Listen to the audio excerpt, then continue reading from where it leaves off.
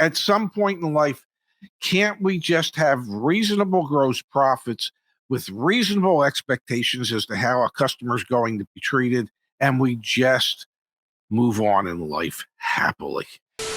All right, man. Toyota 4Runners, we were talking about them yesterday. There's a huge influx of inventory because they're finally coming into the United States.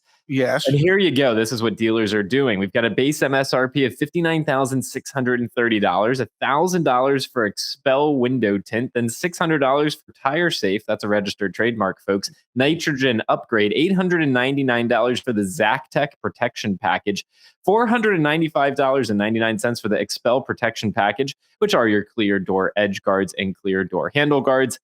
And then your classic $20,000 market adjustment, taking your VIP package total up to $22,995, taking that MSRP with dealer add-ons and options up to $82,625. Yeah, that seems awfully reasonable, ladies and gentlemen. That would be a store I'd be rushing right over to. That's the business decision that owner made. They're going to sell every person one car, never sell them a second, because at a certain point, when you do that to customers, one day the ether wears off and they realize they paid $20,000 just for the privilege of being able to buy it. Yeah. And they got nothing for it. Okay. Other than they got to drive one sooner rather than later. Well, that's shame on the customer for having to have it so quickly, and even bigger shame on the dealership for knowing that customers have a weakness like that and that they are just going to exploit it. At some point in life, can't we just have reasonable gross profits with reasonable expectations as to how a customer's going to be treated, and we just move on in life happily? Volkswagen of America seeks termination of New York dealership for poor sales. Guys and gals, listen to this. Yes. Volkswagen of America has filed a lawsuit against one of their dealers, a dealer in New York State, seeking for their dealer agreement to be terminated because of an allegedly nearly decade-and-a-half period of weak sales performance. The complaint alleges that the poor performance of Prestige Imports and a Volkswagen dealership in Pleasantville, New York, is a material breach of its dealer agreement and has cost the automaker 1,500 new car sales since 2011. The VW dealership, which is also dualed with a Subaru franchise, is located north of New York City. Quote, Prestige has failed to effectively represent the Volkswagen brand and has no valid excuse for its own poor performance. Dad, look at this. Pleasantville Ford is listed as defendant. They also own that dealership. Where is it? Here it is. VW data indicates customers who live near Prestige are purchasing vehicles from other VW dealerships, according to the complaint. Quote, this strongly indicates that Prestige is failing to effectively attract and retain customers, follow up on sales leads, and secure sales from customers it does interact with. Volkswagen made efforts to help Prestige turn things around and repeatedly gave the dealership more time to do so. The automakers sent them a deficiency letter in October of 2010 and a notice of default in August of 2011. That this dealership has done such a poor job actually selling cars that they are getting their dealership removed, license or dealership agreement terminated.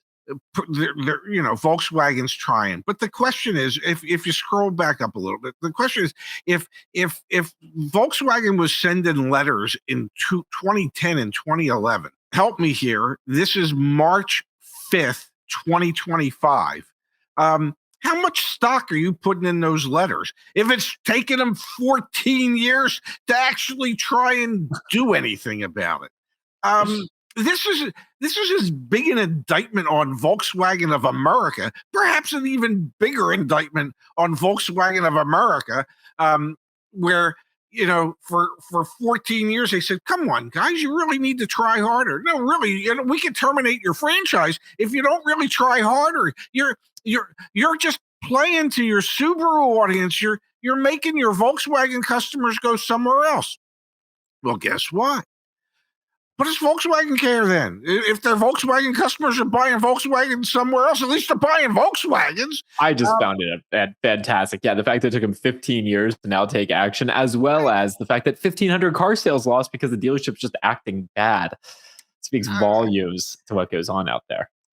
Yes. I mean, there are any number of dealerships that are underperforming dealerships throughout America where the manufacturer would like for the dealerships to do better, to increase sales, to put in place proper processes and procedures that could actually help them, maybe answer their internet leads when they get them or things of that nature.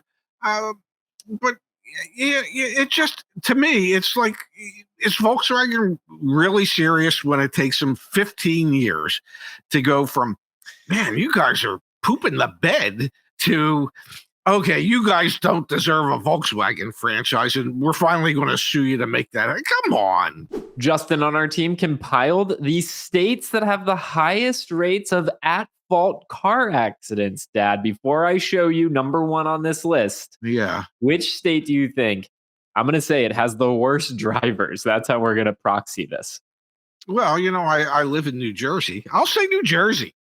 New Jersey is not on the top list, Dad. So congratulations to you and all those New Jersey drivers out there. You ready for the data? Yeah. All right, coming to you fresh. Massachusetts, baby. 8% of drivers with an at-fault accident. Then New Hampshire, then Maine, Rhode Island, North Carolina. Did you see anything in say the first four that might lead to any of that? Ice, baby. Yeah, you're in the Northeast. You're in snow. You're in really crappy weather. So yeah, at fault going too fast on your snow-covered highways and byways could. Yeah, but now I'm not sure about North Carolina, or Utah. Well, Utah is, yeah. I mean, my God, there's like, what's the density in Utah? You have to go out of your way to have an accident in Utah.